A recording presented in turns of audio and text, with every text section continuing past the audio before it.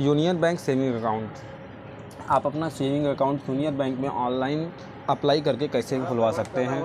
Union bank के saving account को खुलवाने के लिए किन किन डॉक्यूमेंट्स की ज़रूरत पड़ेगी और यहाँ पर यूनियन बैंक के सेविंग अकाउंट में आपको कितने बैलेंस मेंटेन करने की ज़रूरत पड़ेगी, यानी कि आपको अपने सेविंग अकाउंट में परमानेंट कितने बैलेंस रखना पड़ेगा। क्या यहाँ पर ज़ीरो बैलेंस अकाउंट भी खुलता है, आइए जानते हैं। उसके लिए सब कुछ से पहले आपको इस वीडियो के डिस्क्रिप्शन में जाना पड़ेगा, वहाँ पर आपको एक लिंक मिलेगा।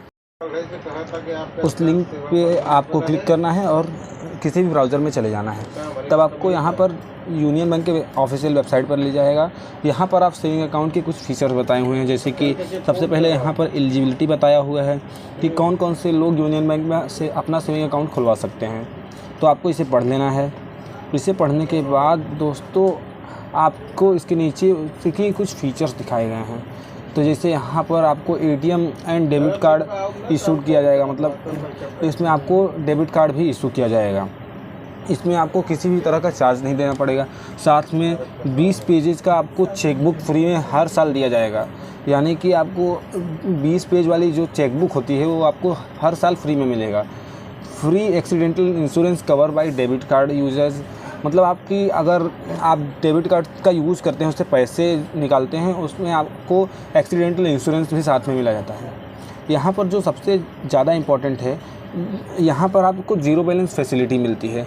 और स्टूडेंट कैन रेगुलर, यानी कि आप स्टूडेंट जो हैं आप रेगुलर सेविंग अकाउंट आप ज़ीरो बैलेंस के साथ खुलवा सकते हैं। उसके साथ स्टूडेंट लोग के लिए तो ज़ीरो बैलेंस है ही, उसके लिए जो अगर जो स्टूडेंट नहीं है उनके लिए क्या मेंटेन करना पड़ेगा बैलेंस, यहाँ नीचे जानकारी दी गई हुई है। जैसे अगर आप मेट्रो सिटी में हैं तो आपको 500 पे, अगर विदाउट चेक लेते हैं तो अगर चेक रखते हैं तो 1000 रुपये मेंटेन करना पड़ेगा। अगर आप अर्बन एरिया में हैं तो आपको 500 रुपये विदाउट चेक एंड 1000 रुपये आपको चेक बुक के साथ मिलेगा, मेंटेन करने पड़ेंगे। अगर सेमी अर्बन में है तो 250 ही आपको करने पड़ेंगे और 500 चेकबुक के साथ करने पड़ेंगे। और रूरल एरिया में अगर आप तो 100 रुपये ही आपको केवल मेंटेन करने पड़ेंगे एंड 250 रुपीज़ आप चेकबुक लेते हैं तो आपको 250 रुपीज़ मेंटेन करने पड़ेंगे। अगर आप पेंशन पाते हैं, अगर आप रिटायर्ड एम्प्लॉय हैं और पेंशन पाते हैं तो आपको सिर्फ 20 रुपये मेंटेन करने की ज़रूरत है और 250 अगर आप चेकबुक लेते हैं तो ये बताया हुआ है दोस्तों। तो आपको कितने पैसे मेंटेन करने पड़ेंगे। उसके नीचे आपको अकाउंट के बेनिफिट्स, नॉमिनेशन वगैरह की डिटेल्स दी हुई है, सारा कुछ बताएंगे आपको इस वीडियो में। उसके बाद फाइनली आपको यहाँ अप्लाई ऑनलाइन दिख रहा है, आपको सेविंग अकाउंट पे दिख रहा है, उस पर आपको क्लिक करना है। जैसे ही आप उसे क्लिक करेंगे आपके सामने इस तरह का पेज आएगा। यहाँ आपको नीचे स्वाइप करना है और क्लिक हियर पर अप्लाई ऑनलाइन सेविंग अकाउंट पर क्लिक करना है। तब आपके सामने ये फॉर्म टाइप का आएगा। यहाँ आपको एप्लीकेशन डिटेल्स दिख रहा है, इसका भी डायरेक्ट लिंक में अगर आप चाहेंगे तो मैं डायरेक्ट लिंक आपको डिस्क्रिप्शन में दे दूँगा। तो आपके सामने देखिए सबसे पहले सेविंग अकाउंट है, उसके बाद आपको अकाउंट्स की डिटेल्स दी हुई, जैसे saving account, unit digital saving account and pension account. तो सेविंग अकाउंट पे ही मैं क्लिक करके रखता हूँ। तो इसके लिए आपको यहाँ पर आपको टाइटल सेलेक्ट करना है और उसके बाद आपको वहाँ पर फुल नेम आपको अपना एंटर करना पड़ेगा। उसके बाद आप जेंडर सेलेक्ट करेंगे, जैसे मेल फीमेल है, जैसे ऑलरेडी मेल सेलेक्ट है तो अगर आप फीमेल है तो फीमेल सेलेक्ट कर सकते हैं। उसके बाद आपको फादर्स नेम फिल करना है। उसके बाद वाले कॉलम में आपको मदर नेम फिल करना है और फिर दोस्तों यहाँ पर डेट ऑफ बर्थ फिल करना है। तो डेट ऑफ बर्थ फिल करने के लिए आपको कैलेंडर पर क्लिक करना है। यहाँ पर आपको ईयर, फिर उसके बाद मंथ और फिर उसके बाद डेट सेलेक्ट कर लेना है। उसके बाद एंटर क्लिक करना है।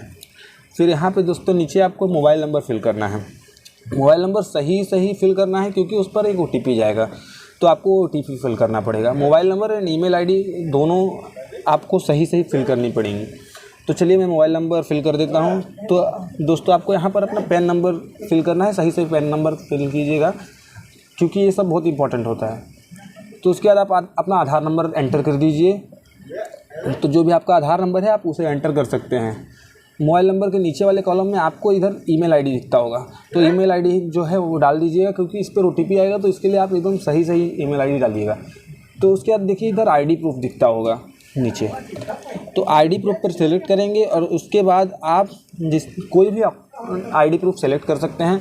जैसे कि मैं अपना आधार कार्ड ही सेलेक्ट करूँगा, तो मैं आधार कार्ड ही सेलेक्ट कर लूँगा। तो देखिए यहाँ पे driving licence, government ID, identity card, application photo, PAN card भी कर सकते हैं। मैं आधार कार्ड सेलेक्ट कर लेता हूँ। उसके बाद आपका आधार नंबर इधर पूछेगा, तो आप इधर आधार नंबर डाल देंगे। अगर आप कुछ और सिलेक्ट करेंगे तो आप कुछ और भी डाल सकते हैं। जैसे कि यहाँ पर मैं आधार कार्ड सेलेक्ट कर रहा हूँ, तो मैं आधार कार्ड नंबर ही डालूँगा। मैंने आधार कार्ड नंबर डाल दिया है। उसके बाद देखिए आपको नीचे स्टेट सेलेक्ट करना है। जो आधार कार्ड में एड्रेस है वही इधर करना आप, नहीं तो दिक्कत आ सकती है। तो जो आधार कार्ड में एड्रेस है वही एड्रेस डाल दीजिएगा, वही स्टेट और वही ज़िला जो आपका है, डिस्ट्रिक्ट। तो इधर जो आपके ब्रांचेज हैं वो आपके ब्रांचेज इधर दिख रहे हैं जो आपके डिस्ट्रिक्ट में है, इसके लिए डिस्ट्रिक्ट बराबर डालना है आप।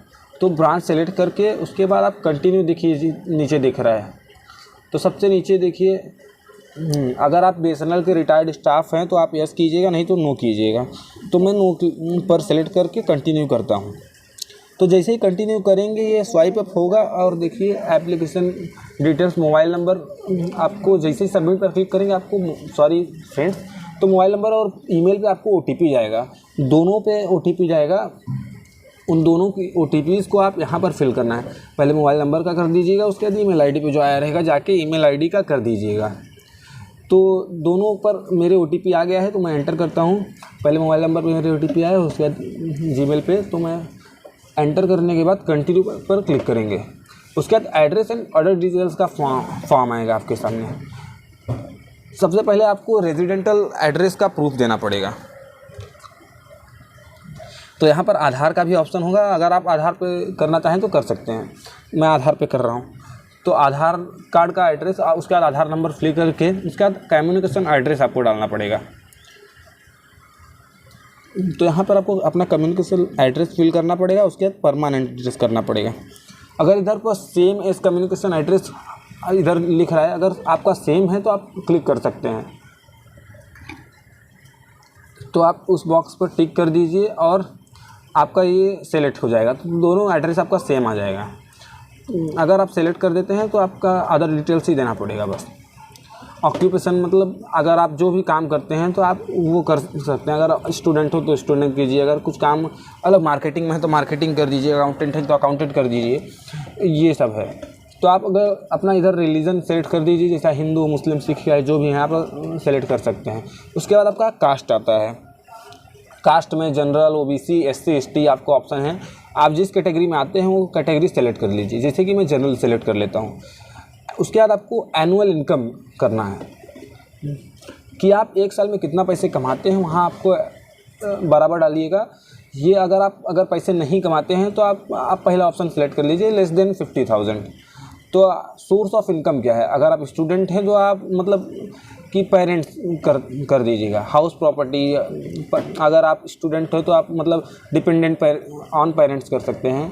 Salary, pension, house property, rental business, जो भी है आपका वो आप सेलेक्ट कर सकते हैं। सोर्स ऑफ इनकम जैसे कि मैं हाउस प्रॉपर्टी सेलेक्ट कर लेता हूँ। उसके बाद नेटवर्थ, आपका नेटवर्थ कितना है, मतलब उधर अगर आपका 10 लाख से कम है नेटवर्थ तो आप पहला ऑप्शन सेलेक्ट कर दीजिएगा। अब अगर ज़्यादा है तो आप ज़्यादा भी सेलेक्ट कर सकते हैं। तो इधर आपको नीचे दिख रहा है place of birth. Place of birth मतलब आपका जन्म किधर हुआ है सिंपली। तो आपको जहाँ पर जन्म हुआ है आप उस ज़िले का नाम सेलेक्ट कर सकते हैं। तो आपका कंट्री ऑफ बर्थ पूछ रहा है यहाँ पे, तो आप मैं इंडिया कर देता हूँ। उसके बाद नेचर ऑफ एक्टिविटी, तो आपको इंपोर्ट एक्सपोर्ट बोथ नॉन, अगर कुछ भी नहीं करते तो मतलब नॉन कर दीजिएगा। इंपोर्ट करते हैं तो इंपोर्ट कर लीजिएगा, एक्सपोर्ट करते हैं तो एक्सपोर्ट। अगर आप दोनों करते हैं तो आप बोथ पर सेलेक्ट कर सकते हैं। तो मैं बोथ पर सेलेक्ट कर लेता हूँ। उसके बाद आपको सबसे लास्ट का कॉलम है मैरिटल स्टेटस, आपकी शादी अभी तक हुई है या नहीं हुई है, ये आपको सेलेक्ट करना है। अगर मैरिड है तो मैरिड सेलेक्ट कीजिए, सिंगल है तो सिंगल सेलेक्ट कीजिए। अब उसके बाद आप कंटिन्यू पर क्लिक करेंगे। इस बार ओटीपी वगैरह नहीं लगेगा, इस बार डायरेक्ट आपको नया फॉर्म आएगा नॉमिनी डिटेल्स का। दोस्तों आप किसी भी तरह का अगर सेविंग अकाउंट खुलाते हैं तो वहाँ पर आपको एक नॉमिनी ऐड करना पड़ता है। ये नॉमिनी कंपलसरी नहीं रहता है, अगर आप करते हैं तो कर सकते हैं, नहीं तो स्किप भी आप इसे कर सकते हैं। तो नॉमिनी का मतलब ये होता है कि अगर आप खुदा ना खास्ता अगर आपका डेथ हो जाता है या कुछ हो जाता है तो आपकी सेविंग अकाउंट में जो पैसे वगैरह रहेंगे तो नॉमिनी को दिए जाएंगे। तो नॉमिनी आपके मरने के बाद ऐसा हो ना, लेकिन आपके मरने के बाद वो नॉमिनी को पैसे मिल जाते हैं। तो अगर आप नहीं सेलेक्ट करना चाहते हैं तो नो सेलेक्ट कर सकते हैं, इसमें कोई प्रॉब्लम नहीं होगी। तो उसके बाद अगर नो कर देंगे अगर, तो अदर फैसिलिटीज़ ही आएगी। तो यहाँ पर आ जाएगा नॉमिनी डिटेल्स के नीचे कि आप क्या क्या सर्विसेज इस्तेमाल करना चाहते हैं, जैसे कि internet banking, ATM card, ATM debit card, mobile banking, SMS banking, chequebook. तो आप जो नहीं लेना चाहते उसको अनटिक रहने दीजिएगा, बाकी आप जो लेना चाहते हो उसके ऊपर टिक कर सकते हैं। तो जैसे मुझे सब चाहिए तो मैं सब पर टिक कर लेता हूँ। तो मैं सब लेना चाहता हूँ तो मैं सब पे क्लिक कर देता हूँ, मैं चेकबुक नहीं लूँगा तो मैं सबमिट एप्लीकेशन पर क्लिक कर दूँगा। तो जैसे ही मैं सबमिट एप्लीकेशन पर क्लिक करूँगा आपका ये एप्लीकेशन सक्सेसफुल सबमिटेड आ जाएगा। तो यहाँ पर थैंक यू का आ गया है, मतलब कि आपका अकाउंट खुल ही गया है। तो यहाँ पर देखिए आपको रेफरेंस नंबर आ जाएगा। तो ये रेफरेंस नंबर को आप कॉपी कर लीजिएगा कहीं पे या नोट करके लिख दीजिएगा। उसके बाद आपको ब्रांच जाना पड़ेगा और आप अप्लाई करने के बाद उसके 30 दिन के अंदर आपको जिस ब्रांच में अप्लाई किए हैं वहाँ पर जाना पड़ेगा। और यहाँ पर दोस्तों नीचे पर कुछ और भी ऑप्शन दिख रहा है, जैसे कि बैक और एप्लीकेशन, ट्रैक और application, union bank fees, download application. तो यहाँ पर आप एप्लीकेशन डाउनलोड कर लीजिएगा। तो यहाँ पर आप डाउनलोड एप्लीकेशन पर क्लिक करके डाउनलोड कर लीजिएगा।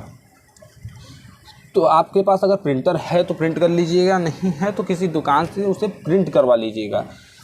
तो डाउनलोड करके प्रिंट आउट करवा लीजिएगा। तो यहाँ पर आपको फ़ोटो चिपकाना पड़ेगा, साइन करने की जगह मिलेगा। जहाँ पर फ़ोटो चिपकाने को बोलता है वहाँ फ़ोटो चिपका लीजिए, साइन करना है जहाँ वहाँ पर साइन कीजिए। और जो डॉक्यूमेंट लगाए हैं उस डॉक्यूमेंट को, जैसे कि आप पैन कार्ड और आधार कार्ड लगाए हैं और ओरिजिनल एड्रेस का जो भी प्रूफ है वो ले लीजिएगा। तो यहाँ पर दोस्तों आपका आधार कार्ड, पैन कार्ड दोनों का एक फ़ोटोकॉपी अपने साथ ले जाना है और आपको बैंक चले जाना है। वहाँ जाने के बाद हो सकता है कि आपको ओरिजिनल डॉक्यूमेंट मांगे, तो आप साथ में ओरिजिनल डॉक्यूमेंट्स भी लेके जाइएगा। वहाँ मांगेंगे तो आपको प्रॉब्लम नहीं होगी और ओरिजिनल डॉक्यूमेंट तुरंत आप दे देंगे। वहाँ पर आपके डॉक्यूमेंट को वेरीफाई करेंगे और उसी समय आपका वो सेविंग अकाउंट खोल देंगे। तो सेविंग अकाउंट खोलने के बाद वेलकम किट आपको तुरंत ऑन द स्पॉट मिल जाएगी, जिसमें आपका passbook, net banking, mobile banking और एटीएम कार्ड, ये सारी चीज़ें हो सकती हैं। अगर आप एक अर्बन एरिया में हैं तो, अगर आप रूरल एरिया में हैं तो आपको यहाँ पासबुक, नेट बैंकिंग और मोबाइल बैंकिंग ही देती हैं, वेलकम किट में मिल सकती हैं। और बाकी एटीएम कार्ड और चेकबुक आपको पोस्ट ऑफिस के ज़रिए आपके घर पे पहुंच जाएगा। अगर आप अर्बन एरिया में हैं तो चेक आपको पोस्ट ऑफिस के थ्रू आएगा और बाकी ATM, mobile banking, net banking, passbook आपको ऑन द स्पॉट आपको बैंक से मिल जाएंगी। फिर आप अपने एटीएम कार्ड को किसी भी यूनियन बैंक के एटीएम कार्ड को में जाकर एक्टिवेट कर सकते हैं और आप अपनी सेविंग अकाउंट का इस्तेमाल कर सकते हैं और गूगल पे, फ़ोन पे वगैरह का इस्तेमाल कर सकते हैं। अगर आपको ये वीडियो अच्छा लगा है तो लाइक कर दीजिए और सब्सक्राइब करके हमको ज़रूर बताइएगा। अगर आपको अच्छा नहीं लगा ये वीडियो तो आप कमेंट करके ज़रूर बताइए।